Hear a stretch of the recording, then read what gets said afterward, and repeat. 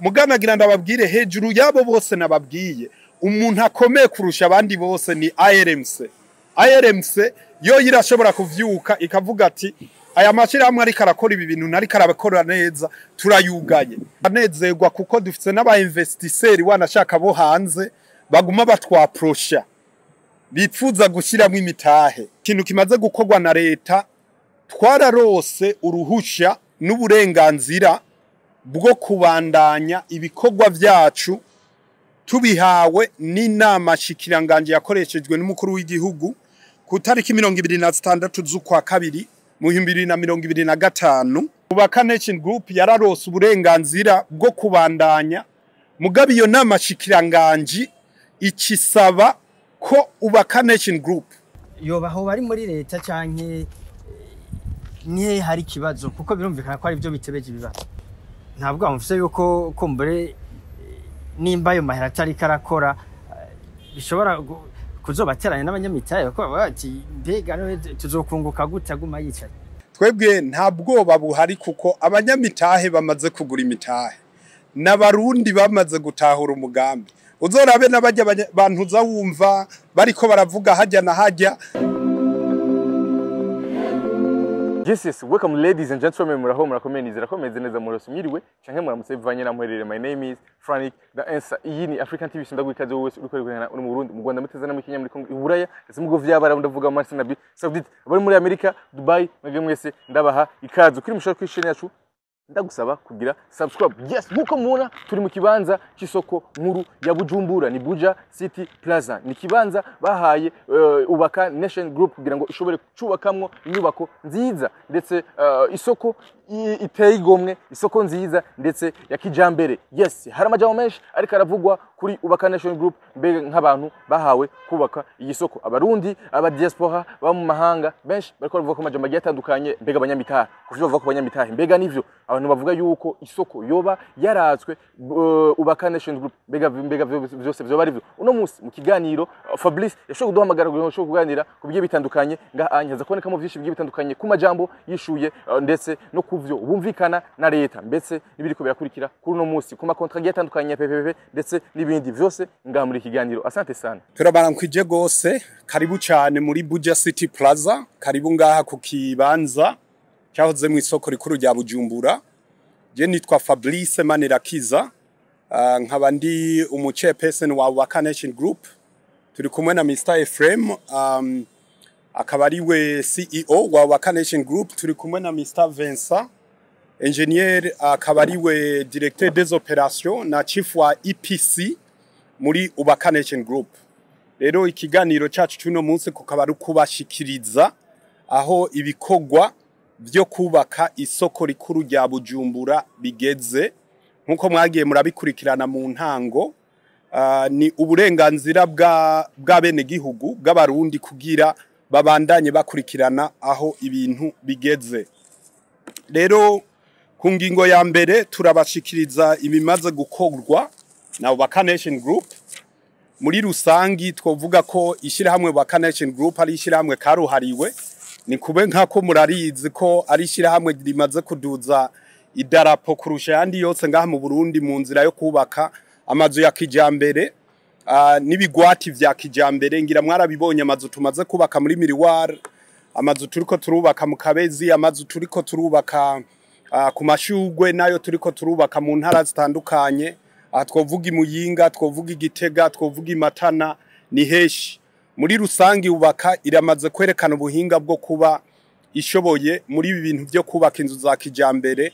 Ubu turiko turarenza inzu zirenga 100 tumaze kubaka n'izindi nyinshi ziriko zirubakwa. Ubaka Nation Group rero mwarabibonye ubushize mu mwaka uheze niho yagize indoto yo kubaka isoko rikuru rya Bujumbura canke gusubiramwo isoko rikuru rya Bujumbura. Ico gisabo turagishikiriza kwa Sebarundi, umukuru w'igihugu cy'u Burundi.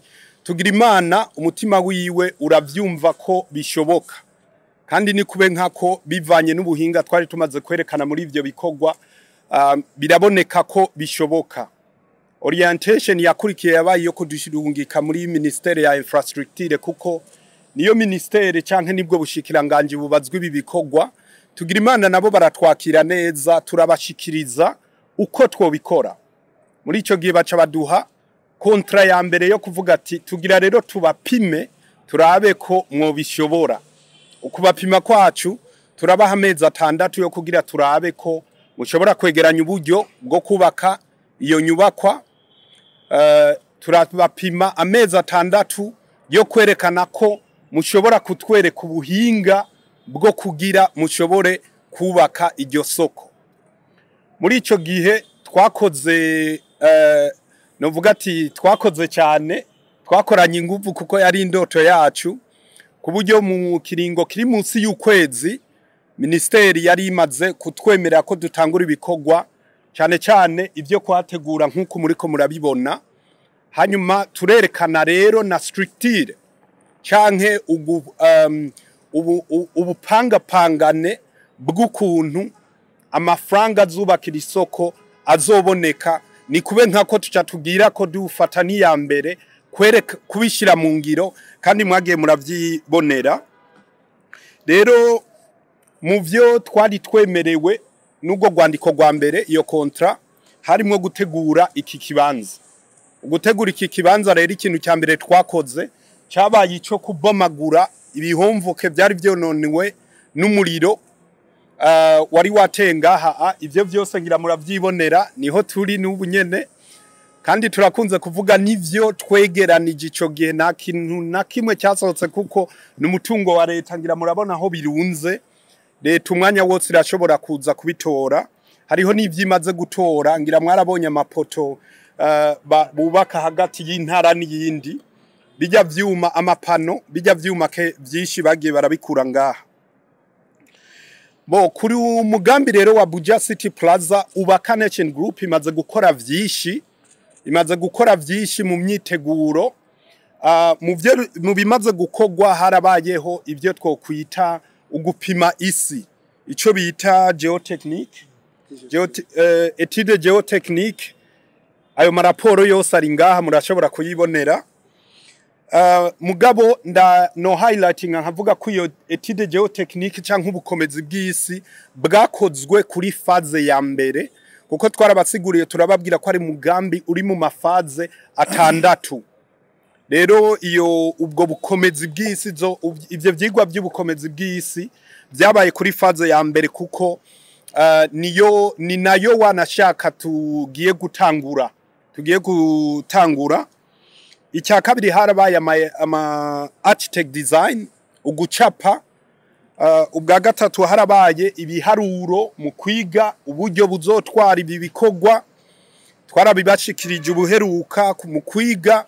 ubukomezi tuzoshira muri izi nyubakwa kugira zizoba inyubakwa zizishimirwa n'ibisekuru bizokurikira ubukurikira twarashizeho amasysteme canke ugukingira impanuka zoba muri izi nyubakwa twovuga impanuka ziba zije ziva ku muriro twovuga impanuka ziba zije ziva kuri za nyamugigima twovuga impanuka ziba zije zituma abantu bahunga bava muri izo nyubakwa ivyo byose twarabikoze hanyuma harongeye haraba ivyo twokwita business plan canke business plan mu kirundi no yitagute ni uguharura urudandazwa rw'umugambi ikindi twakoze ni feasibility studies kuko turaza kubasigurira ukuntu habayeho n'amanegociation akomeye na leta yo kugira turabe neza ati mwebwe ivyo musaba leta nibihe hanyuma leta ivyibasaba nibihe kugira duhurize ku myaka runaka tugiye gukorana muri uwo mugambi ibikorwa bimaze gukorerwa ngaha kuri Buja City Plaza habe kubomagura habe gukubura habe kwatunganya ukumubona habe kwaklotira ukumubona biramaze gutwara Ubaka Nation Group amafaranga yababa miliyaridi 2 z'amafaranga y'amarundi amafaranga nayo akaba ari umutahe bwite wa Ubaka hariho aya Ubaka nyezina hariho nayo Ubaka yonyene yafashemwe amadeni mu mabanki ivyo nibisanzwe muri business rero nashaka guca umurongo ngaha abantu bamaze gutanga amafaranga yabo muri cya kigega ntihagire ubusimba umutima ngo hari amafaranga yiwe arakora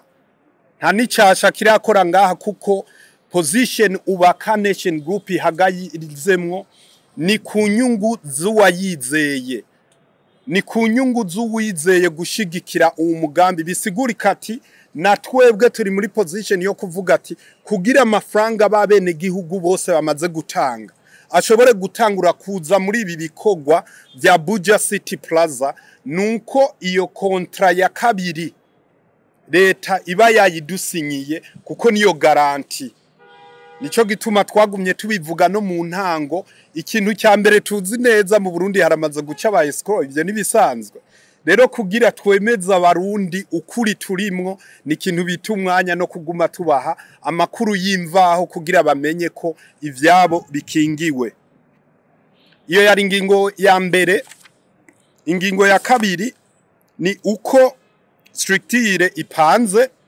canke n'amashira hamwe abifisemwo ibikorwa canke amashira hamwe abifisemwo uruhara muri uwo mugambi wose wa Buja City Plaza.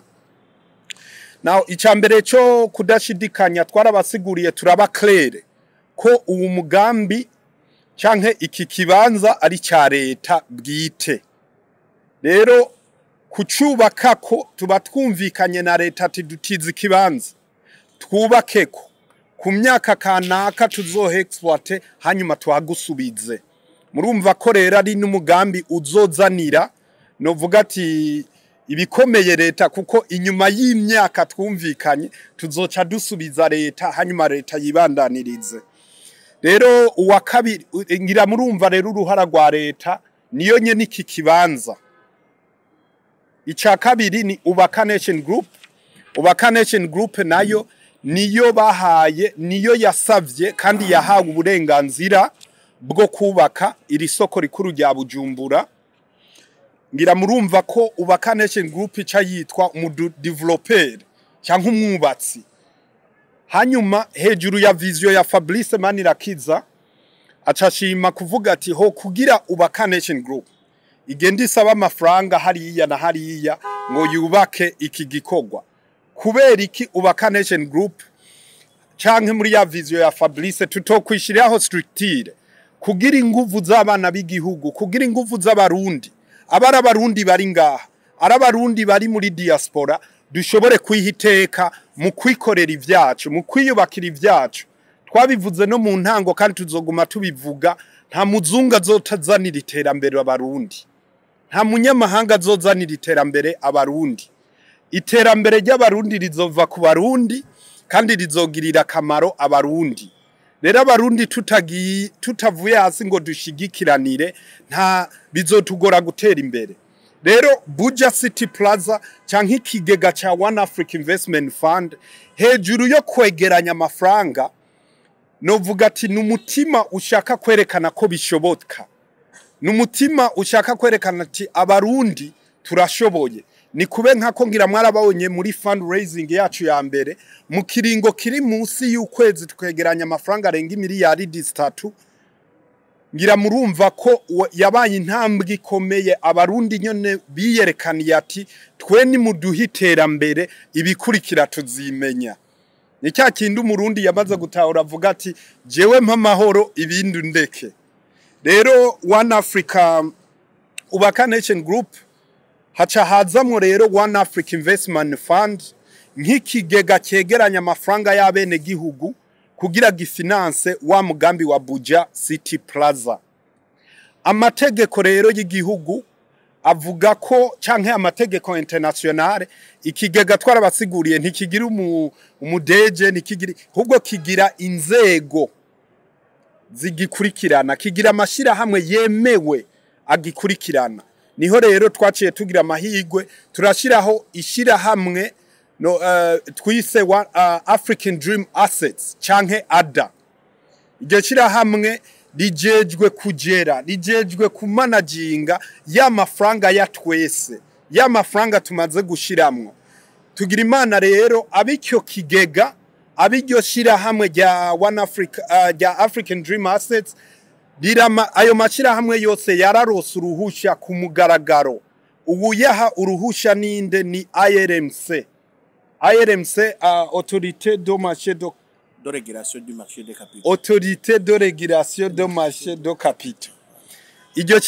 Icyo gisata ca leta cyaramaze kuduha uburenganzira bwo gukora kisunze n'ibi bikorwa twateguye.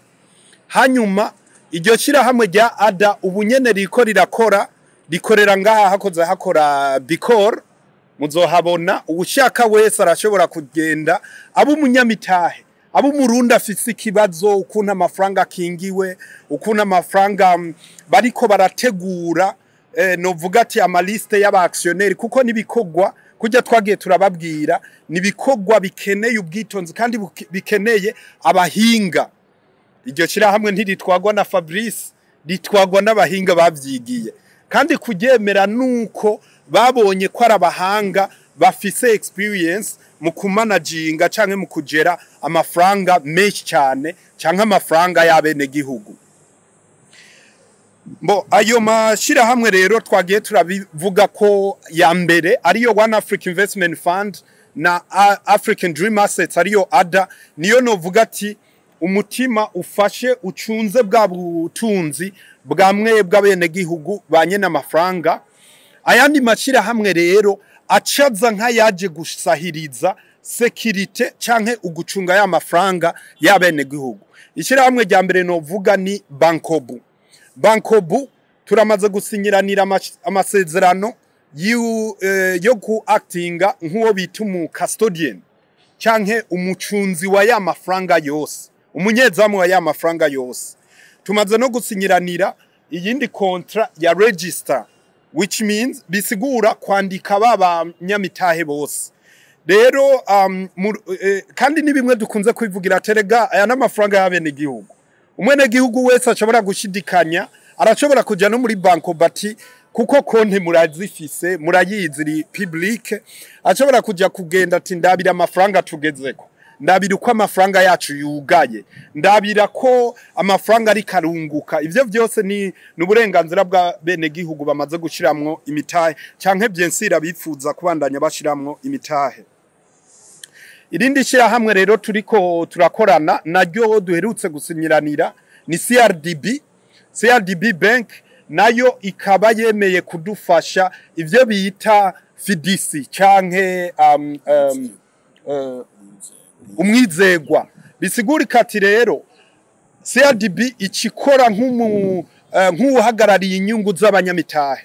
Ayo nariko nabasigura ndababwira ati ya mafaranga rero ategekanya gukora cya gikorwa cya Buja City Plaza niyo ari ryashira hamwe gitwa ADA ryahawe uburenganzira na leta, ntirivyuka ubwo nyene atizana amafaranga twubake, bitegerezwa guca kuri za nzego twagiye turagira kuko turaguma tubigarukako ni amafaranga y'abene gihugu. Muganagira ndababwire hejuru yabo bose nababwiye umuntu akomeye kurusha abandi bose ni IRMC. IRMC yo irashobora kuvyuka ikavuga ati aya mashira hamwe ari karakora ibi bintu nari karabakora neza turayugaye. Ni nkuko twovuga BRB ku mabanke, ngiramuca mwumva uruhara rwayo mashira hamwe. Rero kujya twabibabwiye kuva no mu ntango abanyamitahe babandanya bagura imitahe, n'ubu bariko barayigura baciye muri ajya ama platform twabasiguriye. Ubu rero turanezerwa kuko dufite n'aba investisseurs wanashaka bo hanze baguma batwaprosha bifuza gushiramo imitahe. Ngira murumva rero ko imitahe ibandanya yegeranywa. Abo bo hanze bo turababwira ati ni murindire gatoyi mubanze mwitonde ya makontra yose tumaze kuyaronka niho tuzoca tuja muri ubwo gwego rwo kuvuga toke ama devise. Ngiro usivye kubona ko aba diaspora bahagurukanye niyonka mu kurungika amafaranga y'amadovize, urumva nabo ba investisseurs étrangers canke bo hanze nabo bazobandanya bigiramwo uruhara rukomeye cyane. Igindi kintu kimaze gukorwa na leta, twararose uruhusha n'uburenganzira bwo kubandanya ibikorwa vyacu tubihawe n'inama shikiranganje yakoreshejwe n'umukuru w'igihugu ku tariki 26 z'ukwa kabiri mu 2025 ku ngingo igira 12.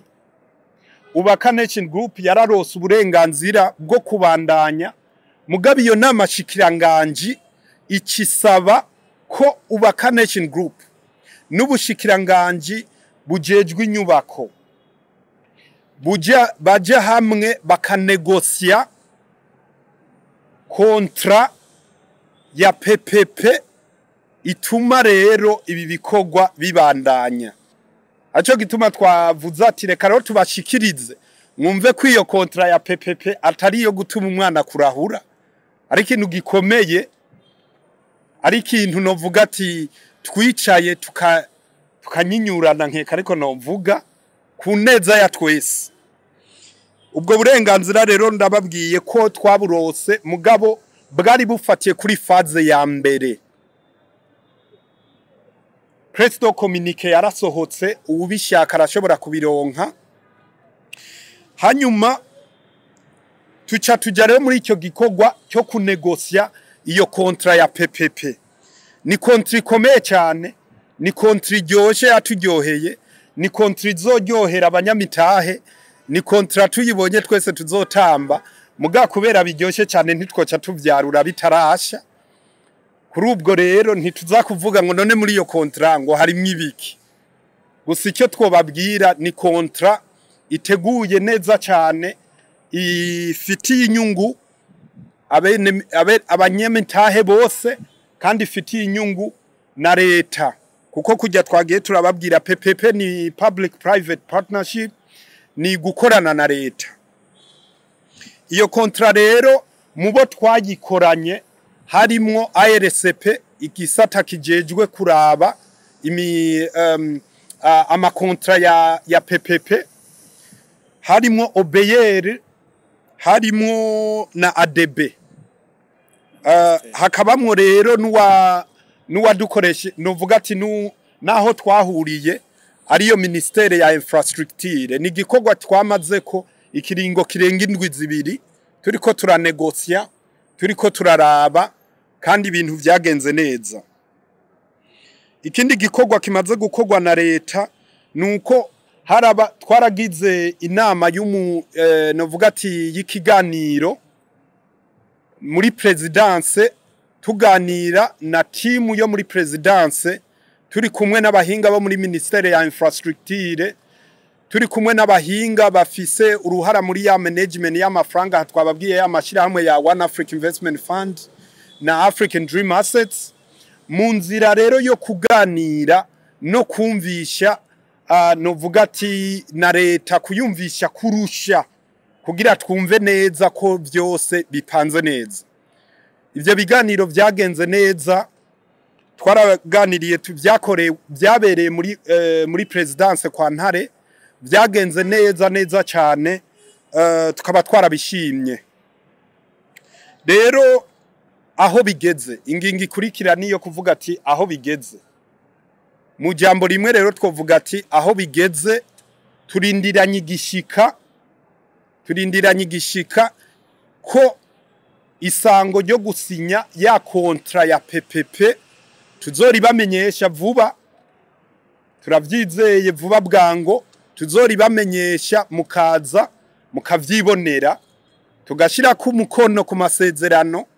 Turabwiye ati tuzoshira umukono ku masezerano saa 4, saa 5 tuzoba amakamya azoba ari ngaha, amatracteur azoba ari ngaha dutanguye kubaka. Arico gituma twavuze ati reka tugire iki kiganiro tubwira abantu aho ibikorwa bigeze. Abanyamitahe bafise uburenganzira n'abarundi bose bafise uburenganzira bwo kumenya aho ibintu bigeze. Rero iyo kontra ya PPP ni kontra tuzosinyiranira na leta, izoba irimwo novuga ati ivyo vyose bizotuma dukora mu mwumvikano, leta ikingiwe na twebwe dukingiwe. Aho niho ibintu bigeze. Na yubundi hambavu y'ivyo byose twovuga ko ivyo tumaze gushikako nka Ubaka Nation Group ni vyinshi, kuko turamaze mu myiteguro yacu, hambavu yo kubabwira ko tumaze gutegura ibi byose ngira twababwiye ama étude géotechnique, ama architect designs yose, ama structure, ama ama note de calcul ivyo byose bimaze kuba biramaze kuba approved, biramaze kwemezwa n'abahinga n'abahanga bavyigiye baturusha ubumenyi bo hanze, kandi biramaze kwemezwa n'ama ministeri abijejwe, kuko nk'iyo kontra ya PPP twababwiye abambere bayigiramwo uruhara ni ministeri ya finance, kuko ni kube nkako ABOBR ARSP ngiri urumva ko ari ministeri ya finance. Hanyuma aya ma design nayo nivyo byose uko twabiteguye bizokogwa biramaze kwemegwa na ministeri ya infrastructure. Rero ngira mu yandi majambo byose biramaze kwemegwa na leta.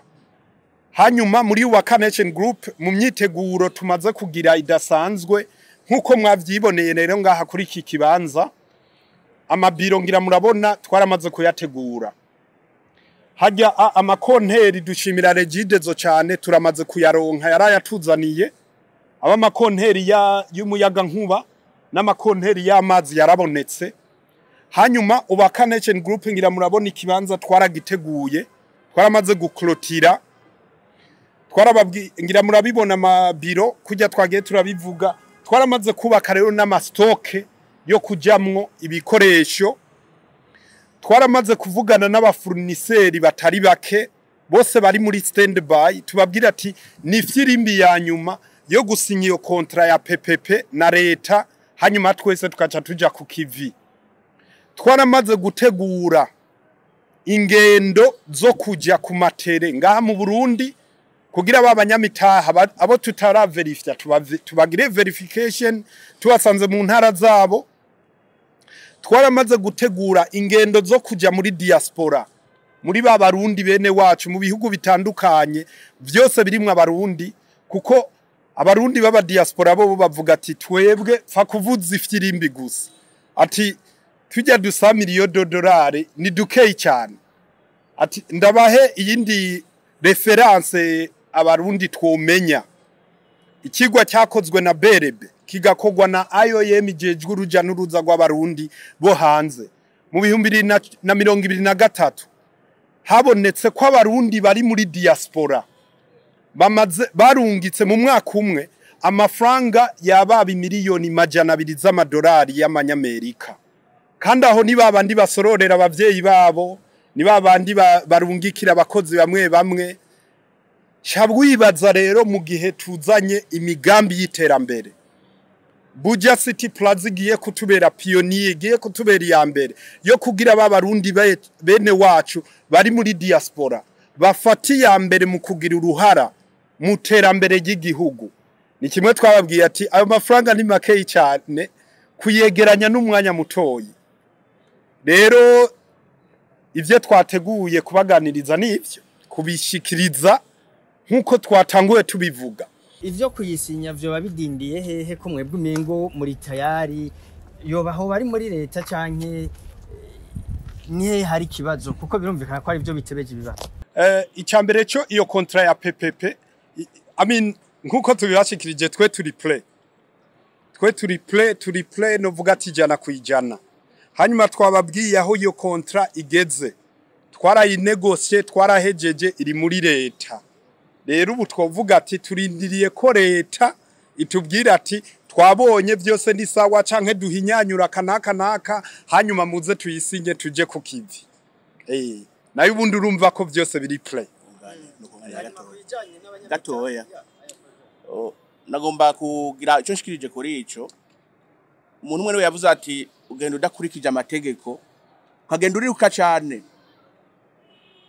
Mugabo ntushika kure.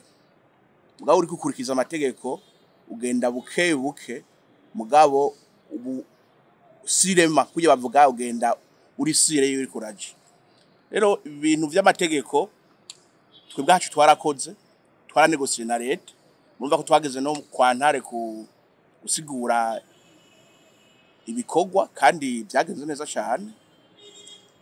Rero ntibidindiye muri leta, nitubarengera karimbi, ni procedure zabo. Twebwe ico dukora nukurindira, kandi rodo ico dutegereza gukora naco nukumenyesha bene amafaranga bene mitahe uko biriko biragenda. rero twavuga ngo vyaradindiye muri leta murakoze. Abanyamitahe rero muti barashizeho imitahe mumaze gukoresha miliyoni 2 zose miliyaridi ya apologize za ubaka nation kugera no munsi ay'abanyamitahe aricaye ntabwo amufise yuko kumbure nimba ayo mahera atari karakora bishobora kuzobateranya n'abanyamitahe bako bati mbega tuzokunguka gute aguma yicaye. None bumva byo duteranya gute twebwe nta bwoba buhari kuko abanyamitahe bamaze kugura imitahe n'abarundi bamaze gutahura umugambi uzorabe n'abajya abantu uzawumva bariko baravuga hajya na hajya niyo ugiye ukaverifya uwo muntu usanga atari umutahe yaguze. Rero tukavuga ati abarundi bacana intege nibo tubwira ati tubise abanyamitahe bamaze kwinjira muri One Africa Investment Fund n'abantu baheje gutahura iterambere icarico.